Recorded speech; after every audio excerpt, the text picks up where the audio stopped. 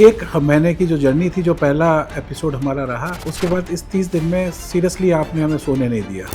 इतनी इंक्वायरी, ऐसा कोई स्टेट नहीं है जहां से हमारे पास कॉल नहीं आई है, नॉट इवन इंडिया। क्या बात है। या Australia, Iceland, US, UK, Canada.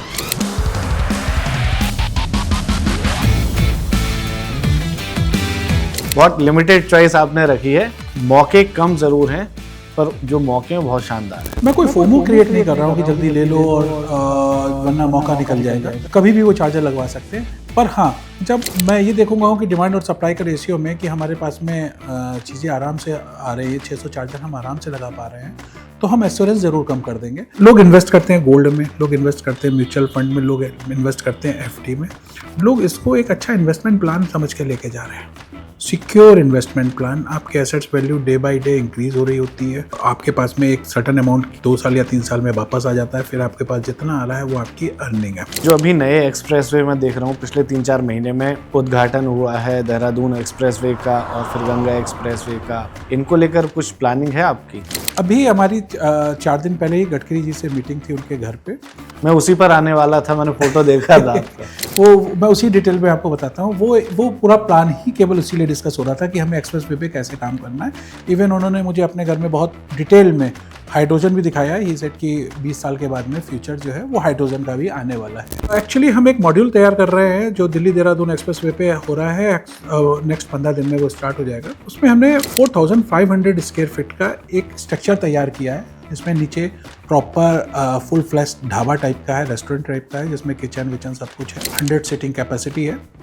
ऊपर हमने ऑफ ग्रिड सोलर लगाया हुआ है, तो उस सोलर से ही नीचे की चार्जर चलेगा 60 किलोवाट का, एंड पूरा ढाबा चलेगा। बसेस ईवी आ रही हैं? मैं बहुत टाइम से नहीं गया हूँ बाई बस यहाँ से देहरादून, तो मुझे नहीं है जानकारी। 1-1.5 घंटा ISBT पे बिताएं।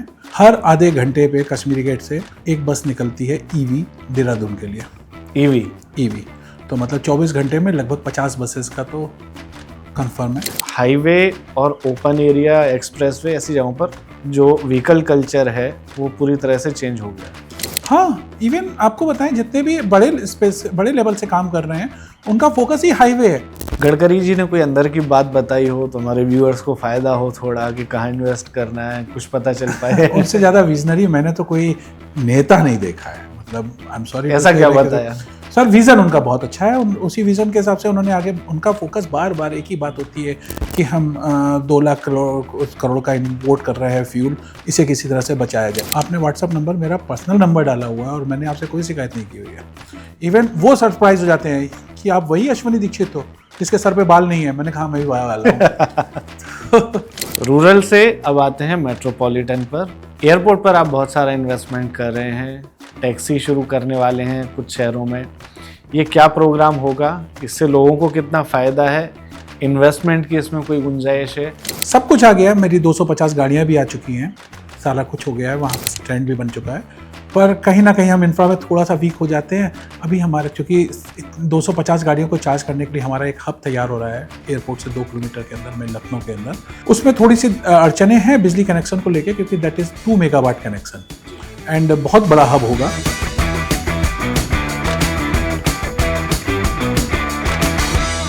नमस्कार, आप देख रहे हैं वन इंडिया का ग्रीन सिग्नल और ये हमारे एपिसोड नंबर 2 में आपका मैं स्वागत करता हूं।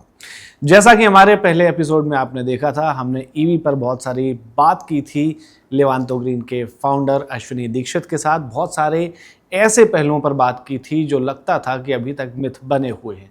बहुत सारी आइस ब्रेक हमने यहाँ पर की थी और अब उसी सेगमेंट को हम यहाँ पर कंटिन्यू करेंगे एक बार फिर से अश्विनी जी के साथ में। बहुत बहुत स्वागत है सर आपका एक बार फिर से वन इंडिया में। Thank you so much Siddharth ji, thank you so much for having मी।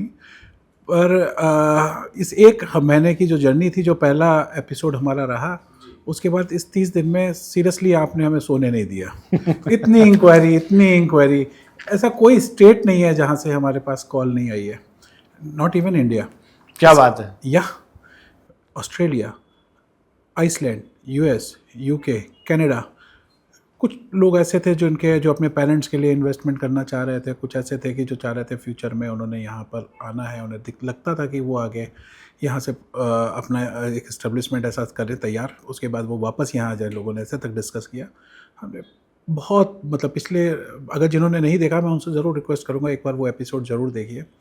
उस 30 दिन की जर्नी में हम लोगों ने बहुत एंजॉय किया। ये डर है, एक्चुअली ये डर है, और हमारे ईवी के अंदर में सिर्फ और सिर्फ ये एंजाइटी ही है जो आज ग्रोथ को रोके हुए है। हमें तैयार करना है इंफ्रा, जो लिवांतो ग्रीन का काम है। घर पे अगर कार चार्ज हो सकती है तो फिर आदमी स्टेशन पर क्यों जाएगा? आदमी घर में आके अगर आप पानी पी रहे हो, पानी पी ले, तो बाहर बॉटल्स क्यों बिके? जिस समय जिस चीज़ की ज़रूरत है उस समय वही चीज़ वहाँ पे ही चाहिए होती है। एक तरफ आप बोलते हो कि साहब हमें रेंज एंजाइटी है, दूसरी साइड बोलते हो आपकी हम अपने घर में ही चार्ज कर लेंगे। ईवी से एक और उम्मीद की जाती है कि जब आएगी तो दिल्ली जैसे शहरों का पॉल्यूशन भी कम हो जाएगा। बिल्कुल बिल्कुल होगा। जो पॉल्यूशन है, पॉल्यूशन के लिए तो सबसे ज़्यादा हेल्पफुल यही है। ये फ्यूचर का फ्यूल है, इसको जितनी जल्दी आप मान लोगे हो उतनी जल्दी ही आपको बेनिफिट होगा। वो मेरे लिए भी बहुत यूनिक रहा, क्योंकि मैं ईवी सेगमेंट को खुद पर्सनली समझना चाहता हूँ, not as a customer but as a businessman also, ताकि मैं यहाँ से कुछ तो शुरुआत कर पाऊँ अपने जीवन के दूसरे चैप्टर की, जो कि बहुत पहले सोचा था। और खुद भी मैं पर्यावरण पसंद आदमी हूँ। मैं नहीं चाहता कि किसी भी सूरत में देश के जो एनवायरनमेंट है उसको नुकसान पहुँचे, और उसमें एक बहुत बड़ा रोल जो है व्हीकल सेगमेंट का भी है। खैर, मैं यहाँ पर ये जानना चाहूँगा कि जो लास्ट हमने चर्चा की थी उससे आपको क्या बेनिफिट हुआ, और किस किस तरह की क्वेरीज आई, लोगों ने क्या पूछा, और सबसे ज़्यादा ऐसी चीज़ क्या पूछी जो हमने पॉडकास्ट में डिस्कस करके उस अफवाह को गलत साबित किया हो? सबसे पहला तो ये था कि लोगों के दिमाग में आता था कि ईवी का में जो हम इन्वेस्टमेंट कर रहे हैं ये शायद आगे तो कुछ टाइम के बाद में ख़त्म हो जाएगा, है ये टेम्प्रेरी इन्वेस्टमेंट है, आज रिक्वायरमेंट है कल को ख़त्म हो जाएगी। ये मिथ तो हमारा उस पॉडकास्ट से ख़त्म हो चुका था। एंड मुझे जो है उस पॉडकास्ट से सबसे ज़्यादा अच्छी चीज़ जो मिली वो था रिलेशन। इतने अच्छे अच्छे लोग मिले जिनसे मैं पर्सनली मिला हूँ जाके, मैं बता नहीं पा रहा हूँ कि मतलब ओवरवेलम। वेल, अब बड़ौदा में बात करते हैं, मैं एक फैमिली से मिला हूँ जिनके लिए मैं बस चार्जर वहाँ पे लगा रहा हूँ। कमाल के लोग हैं। मैं पंजाब में लोगों से मिला हूँ, मैं उत्तराखंड में लोगों से मिला हूँ, लखनऊ स्पेशली मेरे पास क्योंकि लखनऊ बेस भी है, वहाँ पे मेरी मीटिंग्स हुई हैं। हमने लगभग 100 चार्जर डिप्लॉयमेंट के EOI साइन किए। तो अब हम ये इट्स नॉट ओनली इन्वॉल्वमेंट। मैं आपको बताऊँ कि लोग इन्वेस्ट करते हैं गोल्ड में, लोग इन्वेस्ट करते हैं म्यूचुअल फंड में, लोग इन्वेस्ट करते हैं FD में। लोग इसको एक अच्छा इन्वेस्टमेंट प्लान समझ के लेके जा रहे हैं। Secure investment plan. आपके assets value day by day increase हो रही होती है। आपके पास में एक पैसा एक सर्टन अमाउंट 2 साल या 3 साल में वापस आ जाता है, फिर आपके पास जितना आ रहा है वो आपकी अर्निंग है। एंड अगर हम बात करते हैं 15.5 लाख रुपए की कोई प्रॉपर्टी लेते हैं तो कोई प्रॉपर्टी पहली बात मिलती नहीं है। हम एज्यूम कर लेते हैं कि 15.5 लाख की, लेट से एक छोटी सी मैं दुकान ले रहा हूँ तो उसका तो 5-7 हज़ार 10,000 रुपये का रेंट भी अगर आप मानो तो वो नहीं मिलता है यहाँ पर। तो मैं मान के चलता हूँ और बोलता भी हूँ कि 2 से 3 साल के बाद कोई भी चार्जर 35,000 40,000 रुपये से कम की इनकम नहीं देता है। तो this is a good investment. Despite of putting your money in FD, अगर आप इस पे लगाते हो तो आपको एक सिक्योर रिटर्न मिल रहा है। और जब तक मार्केट बन रही है उस टाइम तक के लिए आपको एश्योरेंस के लिए हम एक फिक्स अमाउंट दे रहे हैं। तो ये वजह रही है। अच्छा, ये भी स्कीम रखी है आपने? ये तो पिछले में एपिसोड में मैंने बोला ही था कि मैं एक बार और चाहूँगा, आप एक बार जो नए दर्शक इस बार जुड़ने वाले हैं तो उनके लिए आप इस चीज़ को क्लियर करें ताकि उनके मन में एक सिक्योरिटी आ जाए। देखिए, 1-2 प्लान है। हमने पिछली बार में केवल एक ही प्लान डिस्कस किया था। इसमें हम 60 किलोवाट का चार्जर लगा कर देते हैं। That we will provide the end to end solution.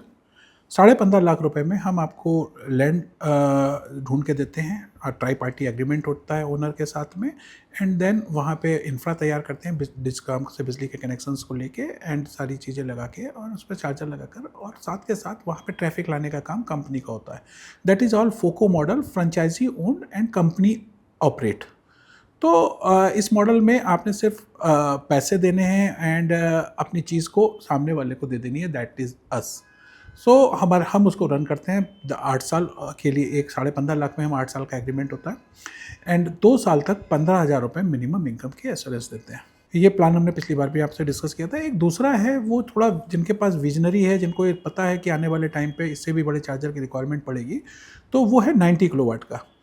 सो हम पहले ही बार से 90 किलोवाट का एक चार्जर लगा के देते हैं जो 20,50,000 रुपये का है। एंड उस चार्जर के लिए भी सेम इंफ्रा तैयार करके देने का काम हमारा होता है। और ये थोड़ा बड़ा होगा। ये थोड़ा बड़ा होता है क्योंकि आने वाले टाइम पे 45 किलोवाट 60 किलोवाट की डिमांड करेंगी गाड़ियाँ, तो ये पहले से इंफ्रा तैयार करके रखते हैं। सेम उसी साइज़ का ट्रांसफार्मर होता है, अप्रूवल गवर्नमेंट से भी और बिजली डिपार्टमेंट से भी अप्रूवल उसी के अकॉर्डिंगली होती है। और वो 90 किलोवाट का हम 20,50,000 रुपये में देते हैं और 2 साल तक की इनकम का उनको एश्योरेंस देते हैं। जी, तो ये हमारा या पूरा एक मॉड्यूल है दर्शकों के लिए, या फिर जो पोटेंशियल इन्वेस्टर्स हैं जो सोच रहे हैं कि ईवी में उन्हें आगे बढ़ना है, तो उनके लिए भी 600 चार्जर का हमारा प्लान है। हम 600 से एक चार्जर भी एक्स्ट्रा नहीं लगाएंगे और पिछले पॉडकास्ट के बाद ही हम लगभग 100 EOI साइन कर चुके हैं और ऑलमोस्ट 15 से 20 चार्जर हम इस मंथ लाइव भी कर देंगे। तो मौका बहुत कम है देखने सुनने वालों के पास, या जो इन्वेस्टमेंट का मन बना रहे हैं। बहुत लिमिटेड चॉइस आपने रखी है कि मौके कम ज़रूर हैं, पर जो मौके हैं बहुत शानदार हैं। मैं कोई फोमो क्रिएट नहीं कर रहा हूँ कि जल्दी ले लो और वरना मौका निकल जाएगा। कभी भी वो चार्जर लगवा सकते हैं। पर हाँ, जब मैं ये देखूंगा कि डिमांड और सप्लाई का रेशियो में कि हमारे पास में चीज़ें आराम से आ रही है, 600 चार्जर हम आराम से लगा पा रहे हैं, तो हम एश्योरेंस ज़रूर कम कर देंगे। इस बात को मैं क्लियर कर दूं कि अभी जब मैं 2 साल का एश्योरेंस दे रहा हूँ रिटर्न का, फिर मैं इसको 1 साल पे ले आऊँगा। जी, नुकसान आपको तब भी नहीं है क्योंकि कहीं पे भी अच्छी लोकेशन पे अगर चार्जर लगता है तो 1 साल में भी के बाद भी आपको रिटर्न अपने आप आना शुरू हो जाता है। ये मैं 2, 3, 4, 6 महीने के बाद में जहाँ भी हम 300 चार्जर अपने क्रॉस कर लेंगे तो फिर हम इसको 1 साल के अंदर लेकर आएंगे कि आपके जो रिटर्न है वो 1 साल का कंपनी एश्योर कर रही है। जी, कहीं जो अभी नए एक्सप्रेसवे मैं देख रहा हूँ पिछले 3-4 महीने में उद्घाटन हुआ है देहरादून एक्सप्रेसवे का और फिर गंगा एक्सप्रेसवे का। इसके अलावा भारत में पहले से ही बहुत सारे एक्सप्रेसवे हैं, इनको लेकर कुछ प्लानिंग है आपकी? अभी हमारी 4 दिन पहले ही गडकरी जी से मीटिंग थी उनके घर पे। मैं उसी पर आने वाला था, मैंने फोटो देखा था आपका। वो मैं उसी डिटेल में आपको बताता हूँ। वो पूरा प्लान ही केवल उसीलिए डिस्कस हो रहा था कि हमें एक्सप्रेसवे पे कैसे काम करना है। इवन उन्होंने मुझे अपने घर में बहुत डिटेल में हाइड्रोजन भी दिखाया है। ये सेट कि 20 साल के बाद में फ्यूचर जो है वो हाइड्रोजन का भी आने वाला है, कैसे काम कर रही है, कैसे कंपनी की पॉलिसीज़ हैं, गवर्नमेंट की पॉलिसीज़ हैं, जिससे वो अलाइन करके इंडिया के अंदर में 20 साल के अंदर इस सर्विसेज को, हाइड्रोजन को भी लेके आएंगे। सो एक्चुअली हम एक मॉड्यूल तैयार कर रहे हैं जो दिल्ली देहरादून एक्सप्रेसवे पे हो रहा है। नेक्स्ट 15 दिन में वो स्टार्ट हो जाएगा। उसमें हमने 4,500 स्क्वायर फीट का एक स्ट्रक्चर तैयार किया है जिसमें नीचे proper full flash dhaba type का है, रेस्टोरेंट टाइप का है, जिसमें किचन विचन सब कुछ है। 100 सीटिंग कैपेसिटी है। ऊपर हमने ऑफ ग्रिड सोलर लगाया हुआ है जी। तो उस सोलर से ही नीचे की चार्जर चलेगा 60 किलोवाट का एंड पूरा ढाबा चलेगा। तो होता क्या है कि हाईवे पे, एक्सप्रेस पे जितने बने हुए हैं वहाँ पे अभी ग्रिड की अवेलेबिलिटी नहीं है, इंफ्रा तैयार नहीं हुआ है। लोग तो शिकायत करते हैं कि रास्ते भर में कहीं ठंडे पानी की बोतल नहीं मिल रही है। तो ये कुछ इस तरह से प्लान किया जा रहा है आने वाले टाइम पे कि दोनों चीज़ें पैरेलल चलेंगी। इधर हाईवे कंप्लीट होगा और उधर हम अपना ये सेटअप NHI जो प्लेस देगी हमारे को, उस पर हम लगा के रखेंगे हैं पहले दिन से। इसे हम पहले अगर लेमैन लैंग्वेज में बोले तो जैसे पोटा केबिन होता था वैसे ही ये मॉड्यूलर होगा और हम जाएंगे उसको लगाएंगे, ऊपर से सोलर लगा के, चार्जर लगा के। ये सर्विसेज आपको जिस दिन उद्घाटन होगा उसके 10 दिन में दे दूंगा। जी, एक सवाल यहाँ पर ये भी उठ रहा है कि जिस चार्जर से जो 30 किलोवाट या 35 किलोवाट का है उससे कार चार्ज हो रही है, या 60 किलोवाट का है उससे ही कार चार्ज हो रही है, और उसी से बस या ट्रक चार्ज हो पाएंगे? नहीं, उसी से ही चार्ज होंगे, लेकिन वो 60 किलोवाट का नहीं होगा। गन का साइज एक ही होता है, जैसे CCS2, जैसे हम लोग लेमैन की तरह बोले तो बल्ब में सेम होल्डर वाला बल्ब लगता है। यस। बस बल्ब की पावर अलग रहती है। बल्ब की पावर अलग होती है। तो और दूसरी बात यह है कि कार में केवल एक गन लगती है, बस में 2 गन एक साथ लग जाती है।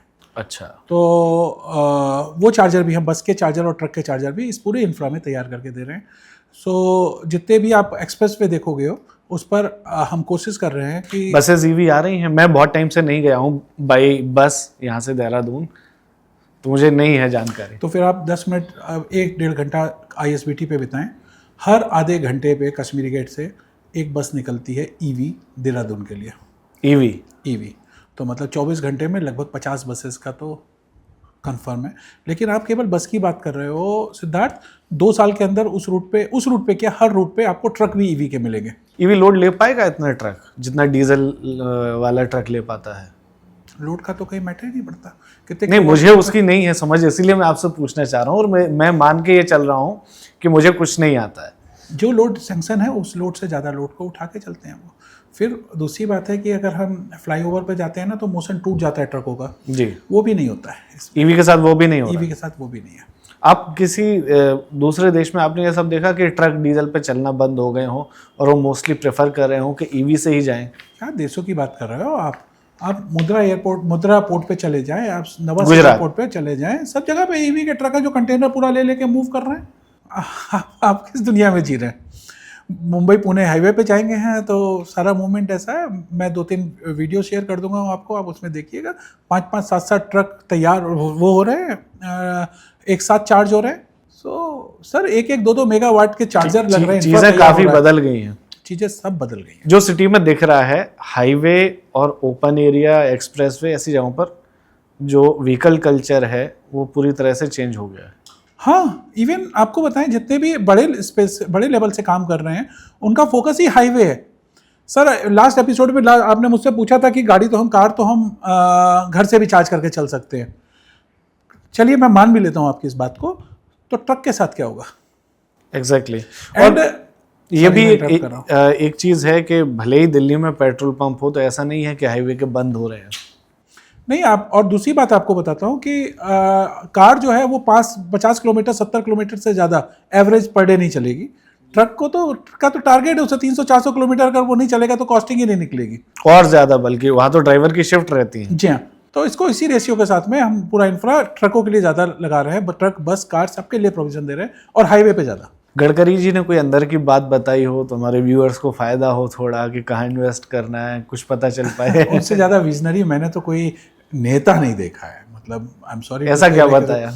सर विज़न उनका बहुत अच्छा है। उसी विज़न के हिसाब से उन्होंने आगे, उनका फोकस बार बार एक ही बात होती है कि हम 2 लाख करोड़ का इम्पोर्ट कर रहे हैं फ्यूल, इसे किसी तरह से बचाया जाए, इसको किसी तरह से वो किया जाए।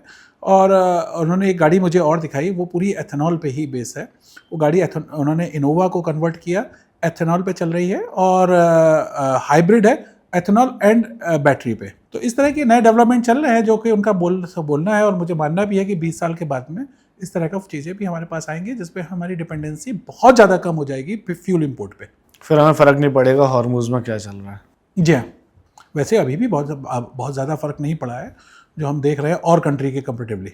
उसका तो एक बड़ा कारण ये रहा कि हमारे पास स्ट्रेटेजिक जो स्टोरेज थे उससे भी हमें फ़ायदा मिला, गवर्नमेंट ने टाइमली उनको प्रिपेयर कर लिया। लेकिन हाँ, ये है कि जब हमारे पास खुद का आइटम होगा तो हमें दूसरे के भरोसे रहने की ज़रूरत नहीं पड़ेगी। एक सवाल और मेरा यहाँ पर ये है कि चीन में BYD ने एक तरफ मार्केट में बूम मचा के रखा है, दूसरी तरफ US में टेस्ला है। भारत अभी बिल्डिंग स्टेज में है, मैं तो कहूँगा कि अभी इनिशियल स्टेज में है। जिस तरीके से सड़कों पर ग्रीन पट्टी वाली, ग्रीन नंबर प्लेट वाली गाड़ी दिख रही हैं, तो मैं उसको बिल्डिंग स्टेज में ही मान के चल रहा हूँ। हमें US और चाइना से क्या सीखना चाहिए अभी, खास करके चाइना से? हमें चाइना से ही सीखना चाहिए। हम US की पॉलिसी सबसे मेन है उनका कि उनकी पॉलिसीज़ बहुत अच्छी हैं। इंफ्रा इतना अच्छा है कि हमें बिजली के कनेक्शन को लेकर इतनी दिक्कत नहीं आती है जितनी अभी भी यहाँ पे आ रही है। हम तो आज भी फ्लश चार्जर अगर चाइना से आना होगा तो हम आके लगा देंगे, पर वो चार्जर का क्या करेंगे अगर पीछे से मुझे 2 मेगावाट का सपोर्ट नहीं मिलेगा जी। तो ये थोड़ी सी चीज़ें हैं, धीरे धीरे ये भी इम्प्रूव हो जाएंगी, इसमें कोई सच नहीं आएगा। लेकिन एक बात करते करते मेरी छूट गई थी, वो ये है कि टाटा ने अपना फंक्शन बहुत ज़्यादा, उन्होंने एक न्यूज़ दी थी कि उन्होंने ईवी पे अभी 2-4 साल के लिए में काम रोका हुआ है। जो जितना पहले वो चार्जर है यूजर्स आएंगे उसके बाद वो उसको बढ़ाएंगे। वहाँ पर मैं बोलूँगा कि मेरे केस में मैंने अपने कंपनी के अंदर में जो डिपार्टमेंट अपने हाथ में लिया है वो है लोकेशन। एक्चुअली सिद्धार्थ सारा गेम लोकेशन का है। अगर हमने उनके पास लेट से अगर 5000 चार्जर लगे हुए हैं और अगर हम अच्छी लोकेशन में 500 चार्जर भी लगा देते हैं, 600 चार्जर भी लगा देते हैं, मैं किसी ब्रांड से कम्पीट नहीं कर रहा हूँ, लेकिन अगर वो लोकेशन हमारी अच्छी है तो हम 6000 चार्जर के आगे बराबर के हैं। अगर 10 चार्जर पे, उनके 10 चार्जर की लोकेशन पे भी उतना यूज़ नहीं होता है जितना हमारा एक चार्जर पे होता है। तो अल्टीमेटली हम पूरा फोकस जो कर रहे हैं वो लोकेशन पे है, सो दैट उस लोकेशन पे पहले दिन से हमारे को अच्छे यूजेस आ जाएं और हमारे इन्वेस्टर को अच्छा रिटर्न आए। पहले पूरे अपने पोर्टफोलियो में अपना खुद का फोकस जो रखा है केवल लोकेशन का ही रखा है। एक बार लोकेशन फाइनल होने के बाद में फिर हम एग्जीक्यूशन के लिए अपनी टीम को दे देते हैं। लोकेशन हम खुद कर रहे हैं। शायद यही वजह है कि टाटा के केस में या हम अदानी के केस में बोलेंगे, उन्होंने लोकेशन जो मिली वहाँ पे लगा दिया और उसके बाद आज वो कह रहे हैं कि 3 साल बाद में वो सारी चीज़ें हो जाएंगी, लेकिन 3 साल में सब चीज़ें बहुत पीछे हो जाती हैं। 30 किलोवाट को आज चार्जर उन्होंने लगाया था, आज जब ज़रूरत पड़ेगी तब तक वो बहुत ही ज़्यादा पीछे हो जाएंगे। तब हो सकता है शायद 1 मेगावाट की ज़रूरत तक हम पहुँच जाएँ। तो लोकेशन को अगर हम लेके चलेंगे तो वो अगले 10-15 साल तक के लिए बिल्कुल ठीक रहती है। तो हमारा फोकस लोकेशन पे पहले ज़्यादा है। तो लोकेशन के लिए क्राइटेरिया क्या रहता है, मतलब क्या देखते हैं, क्या क्या होना चाहिए? इसको डिस्क्राइब करना बड़ा मुश्किल है। जब हम जाते हैं तो वहाँ पे जाकर अपने आप में फील आ जाती है। तो इसको एज सच वर्ड्स में नहीं डिस्क्राइब कर सकते, लेकिन हाँ, जहाँ पे फुटफॉल अच्छा हो, जहाँ पे गाड़ियाँ रुक सकती हों, जहाँ पे गाड़ी खड़ी करने के बाद में आदमी के पास टाइम स्पेंड करने के लिए में 45 मिनट वो कहीं पर जा सकता है, ढाबे हो, रेस्टोरेंट हो, मॉल हो, ऐसी लोकेशन पे ये सिटी के अंदर में है जहाँ पे हम इसे कन्वीनियंस बोल सकते हैं। हाईवे के लिए तो मैंने बोल ही रखा है कि वो हम ढाबे पे ही प्लान कर रहे हैं सारा इंफ्रा तैयार करने का। एक बार फिर से मैं डिस्कस करना चाहता हूँ, क्योंकि मामला पैसे से जुड़ा हुआ है सीधा। कैसे पैसा जनरेट होगा और कैसे जो फ्रेंचाइजी लेता है, स्टेशन लगाता है, उसको फ़ायदा कैसे होगा? सर बड़ा सिंपल है। हम इसमें ग्रीन मीटर लगता है। जो ग्रीन मीटर लगता है तो एक सब्सिडाइज इलेक्ट्रिक बिल है। उसके अलावा आपको एक छोटा सा अमाउंट देना होता है जिसकी जगह पे लगा रहे हैं। एंड हम चूंकि as a operation and maintenance partner हैं तो एक अमाउंट हम लेते हैं। तो इस 3 अमाउंट के बाद में बचा हुआ सारा पैसा आपका है। तो वो पैसा होता कितना पर यूनिट वाइज, या मैं समझूँ एक कार जिसने मान लीजिए 500 रुपये की चार्जिंग कराई आपसे, ऑन कैमरा किसी का डिटेल देना मुझे नहीं लगता कि कमर्शियल्स देना ठीक रहेगा। 1-to-1 में किसी इन्वेस्टर ने अगर डिटेल्स पूछनी होगी मैं ज़रूर बता दूंगा। ठीक है, तो मैं अश्विनी जी का जो भी कॉन्टैक्ट नंबर होगा वो डिस्क्रिप्शन या कमेंट में छोड़ दूंगा, सो दैट आपकी जो भी क्वेरीज हो वो आप सीधा इनसे पूछ सकते हैं। सिद्धार्थ, आपकी आई हुई सारी कॉल को मैंने पर्सनल अटेंड किया है। मेरा आपने जो नंबर दिया है, आपने व्हाट्सअप नंबर मेरा पर्सनल नंबर डाला हुआ है और मैंने आपसे कोई शिकायत नहीं की हुई है। इवन वो सरप्राइज हो जाते हैं कि आप वही अश्विनी दीक्षित हो जिसके सर पे बाल नहीं है। मैंने कहा मैं भी बाल हूँ।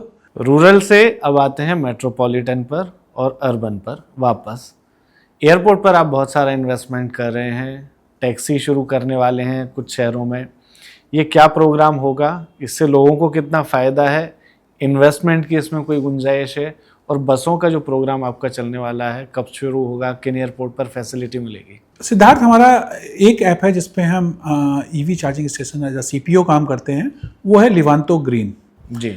दूसरा एक ऐप है that is for my fleet services, जिसमें हमने अदानी से टाई अप किया हुआ है। अदानी से टाई अप नहीं किया हुआ है, उनसे हमारा LOI साइन हुआ है। उनके जो एयरपोर्ट हैं हम उस पर अपनी फ्लीट सर्विसेज देंगे, EV फ्लीट सर्विसेज, क्योंकि वो भी ग्रीन पे बहुत ज़्यादा काम कर रहे हैं और कार्बन क्रेडिट को देखते हुए हम अपनी फ्लीट सर्विसेज दे रहे हैं।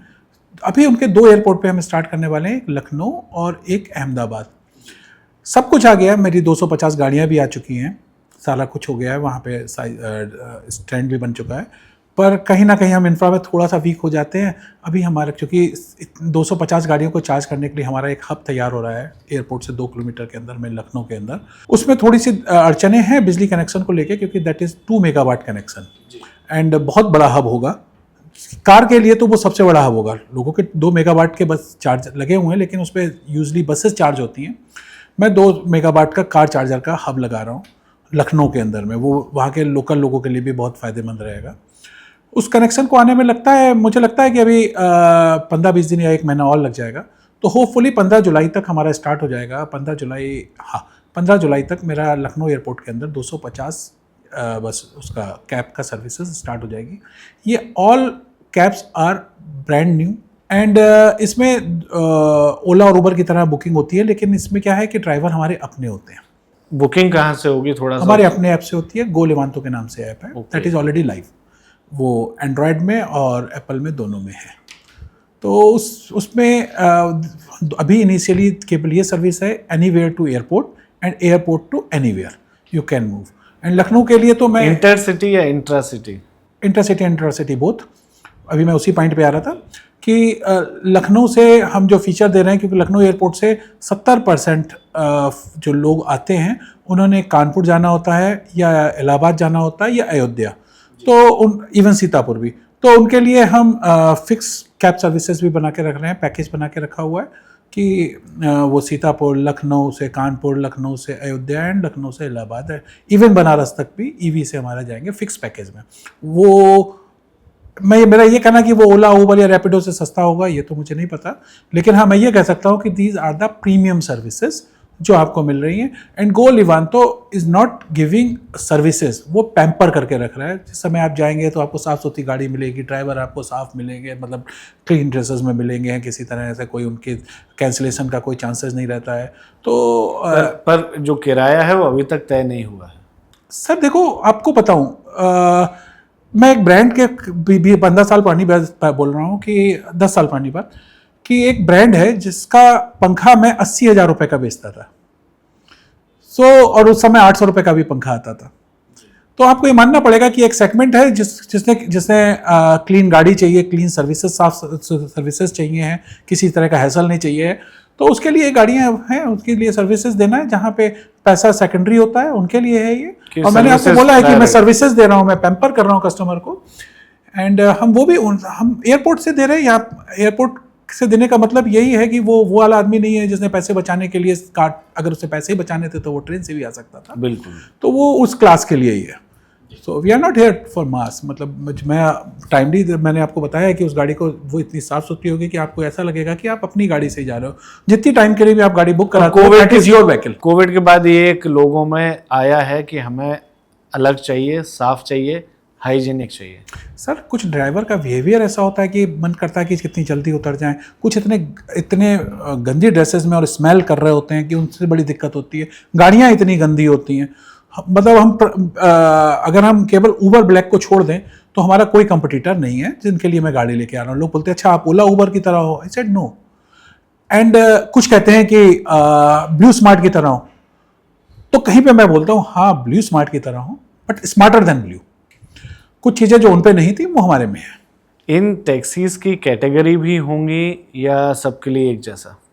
नहीं, इसमें 2 कैटेगरी हैं। एक में हम लगा रहे हैं टाटा की XT, that is a sedan, और दूसरी है नेक्सॉन। दोनों ही टाटा की हैं। एंड एक सेगमेंट हमने रखा है इसमें जो हमें सबसे डिफरेंट कर देता है, बल्कि एक नहीं 2 हैं। हमारी पिंक गाड़ी भी है जिसमें फीमेल ड्राइवर हैं एंड हम फीमेल पैसेंजर होगा। अगर फीमेल के साथ में कोई को पैसेंजर मेल है तो वो एक अलग बात है, पर बुकिंग फीमेल की से ही ली जाएगी। और अगर बुकिंग करने के बाद मेल आ जाता है तो कैंसिल हो जाएगी।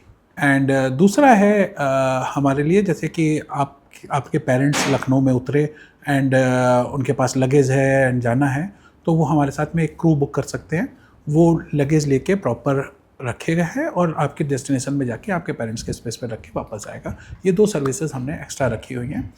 And this services for airport to anywhere and then anywhere to airport. आप बुक करा सकते हो, पहले से प्री बुक करा के अपने यहाँ गाड़ी मोला के रख सकते हैं। आपके इस एयरपोर्ट मॉडल का कोई हिस्सा बन सकता है? मान लीजिए मेरा मन किया कि मैं आपके साथ इसमें जुड़ना चाहूँ या आपके साथ किसी तरह छोटा मोटा अमाउंट ले। ये फ्रेंचाइजी मॉडल ही है। इसमें जो हम सारी गाड़ियाँ अपनी ही लगाते हैं। अपनी का मतलब ऐसा नहीं होता कि those all vehicles owned by the Livanto. इसमें 10-10 गाड़ी का, मिनिमम 10 गाड़ी का बंच हम इन्वेस्टर से लेते हैं और उन्हें एक फ़िक्स अमाउंट देते हैं। उसको रन करना, उसका 5 साल तक के लिए उसकी सारी सर्विसेज देखना, उसका ड्राइवर हमारा, सब कुछ हमारा होता है। केवल उस 10 गाड़ियों का बंच के अगेंस्ट में हमारा आपका एक फ़िक्स रिटर्न होता है जो हम आपको देते हैं हर महीने। हर महीने जी। ये कोई फिक्स अमाउंट है? अगर आप ऑन कैमरा नहीं है, अदरवाइज फिक्स है। ओके, ये अच्छा है, एक श्योरिटी वाला बिजनेस है। अगर आपके साथ कोई जुड़ता है तो उसके हिस्से का प्रॉफिट उसको मिलता रहे। जी। अभी क्या है कि अहमदाबाद में मुझे लग रहा है कि हमारी 250 गाड़ियाँ कम पड़ जाएंगी जब से कॉमनवेल्थ आने वाला है और चीज़ें वहाँ पे, और बूमिंग स्टेट है। तो लखनऊ के अंदर तो ऑलमोस्ट हमें 250 गाड़ियों की ज़रूरत थी, वो हो चुकी है। अभी आज के पोजीशन पे मैं ऐसे हूँ कि मैं आपसे रिक्वेस्ट करूँगा कि स्पेशली गुजरात के अंदर मुझे इन्वेस्टमेंट चाहिए होगा गाड़ियों का। अगर कोई होते हैं तो ज़रूर कनेक्ट करें। जी। तो ये कुछ वैसा है कि 9 नगद, जैसा इंडियन मार्केट है 9 नगद या 13 उधार, नहीं 9 नगद चाहिए। ये कह सकते हैं आप। ठीक, अहमदाबाद वाला भी लखनऊ जैसा ही रहेगा या ये कुछ अलग है? सेम वैसे ही रहेगा, लेकिन अहमदाबाद में गाड़ियाँ मुझे लगता है 500 की रिक्वायरमेंट है, लखनऊ में 250 से काम चल रहा है। हाँ, वहाँ से नियर बाय बहुत सारे शहर हैं जहाँ पर अलग अलग इंडस्ट्रीज़ के अलग अलग हब्स हैं।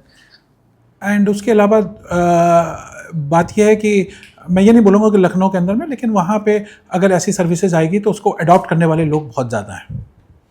कि अगर आप जैसे बोल रहे हैं प्रीमियम फ्लीट, तो उसको अडॉप्ट करने वाले लोग वहाँ पे बहुत ज़्यादा हैं। एक बड़े खेद के साथ मैं क्वेश्चन पूछना चाहूँगा, अगर कंफर्टेबल हो तो जवाब देना, और नहीं हो तो कोई बात नहीं, हम स्किप भी कर सकते हैं। जब ईवी का आप ड्रीम किसी को बेचते हैं या उसे इसके बारे में बताते हैं, तो सबसे मुश्किल काम होता है किसी भी नई टेक्नोलॉजी को लेकर फंडिंग जुटाना या फंड रेजिंग करना या नए इन्वेस्टर्स को बुलाना और उनको अपना मॉडल समझाना। फंड रेजिंग कैसे करें आप? फंड रेजिंग के केस में सिद्धार्थ, सबसे पहली बात तो यह है कि हम थोड़ा सा लाला टाइप हैं। We are not a startup की जो वैल्यूशन का गेम कर रहे हो जी। मुझे वो समझ में ही नहीं आता है। अभी मुझे नाम नहीं याद आ रहा है उनका, जिन्होंने बोला था कि यार ये क्या है, 10 रुपए की चीज़ अगर आप 12 रुपए में बेचो और 2 रुपए अपने पास लेके आओ, दैट इज कॉल्ड बिजनेस। ये क्या है कि 10 रुपए की चीज़ को हम 8 रुपए में बेच रहे हैं और उसको बोल रहे हैं कि कस्टमर रिटेनरशिप के लिए में हम इकट्ठा कर रहे हैं। अगर ऐसा 10 रुपए की चीज़ अगर मुझे 8 रुपए में बेचनी होगी तो 5 किलोमीटर की लाइन मेरे घर के बाहर लग जाएगी। बिल्कुल।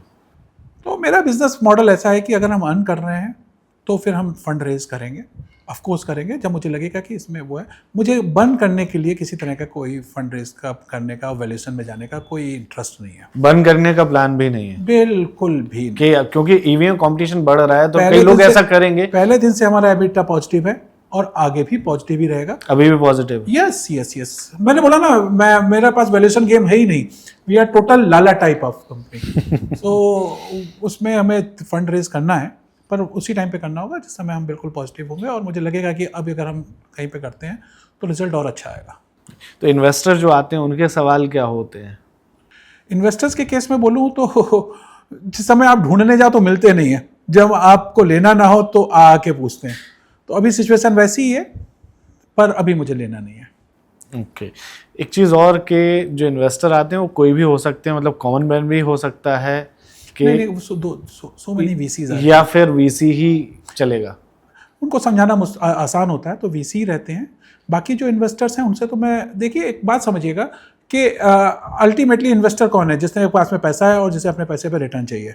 हमने उसे सेग्रीगेट कर रखा है कि इन्वेस्टर है, ये वीसी है, ये क्या नाम है, अर्ली फंड रेजर के कंपनीज हैं।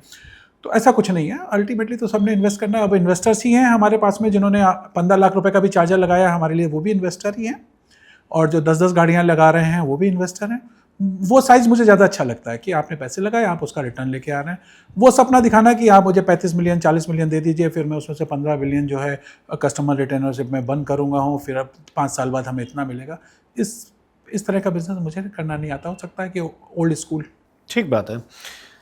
एक चीज़ और, आप अब कंटेंट क्रिएटर को भी सीधा डेंट मारने की तैयारी कर रहे हैं। आपका channel EV India by Ashwini, हाँ, उसमें मैं एक ईवी का फेस बन के ईवी के ऊपर जितने भी डाउट्स हैं उसको क्लियर करने की कोशिश कर रहा हूँ। और वीकली कोई भी किसी तरह का अपडेट आता है तो वो मैं देता हूँ। तो जैसे मैं जिस तरीके के मेरे सवाल होते हैं एकदम ज़ीरो लेवल के, तो उस तरीके के सवाल ज़्यादा आते होंगे ऐसा मैं समझ के चल रहा हूँ। लेकिन कोई हाई टेक सवाल भी आते हैं जो बिल्कुल डीप टेक्नोलॉजिकल।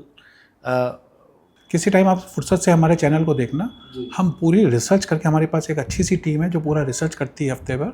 उसके बाद में हम जो पॉइंट्स देते हैं, जो डेटा देते हैं, वो आपके सामने होता है।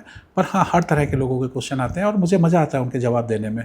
एक्चुअली वो पूछते हैं तो हम सीखते हैं। बिल्कुल, तो मुझे बेनिफिट होता है। बहुत बहुत शुक्रिया अश्विनी जी आपका एक बार फिर से वन इंडिया के साथ आने के लिए और उन सारी चीज़ों को लेकर चर्चा करने के लिए जिनको लेकर मुझे लगता है कि अभी मार्केट में बहुत सारा मिथ बना हुआ है। तो ईवी पर हम इस तरीके से बात करते रहेंगे और यदि आपके कोई सवाल होते हैं तो उनको भी हम इंक्लूड करेंगे। आप सवाल भेज दीजिए हमारे कमेंट सेक्शन में, हमारी टीम उनको सिलेक्ट करेगी और फिर अगले सेगमेंट में हम अश्विनी जी के सामने वही सवाल फिर से रख देंगे। ये था हमारा शो ग्रीन सिग्नल। ये आपको कैसा लगा उस पर भी आप अपनी राय कमेंट में ज़रूर छोड़ें।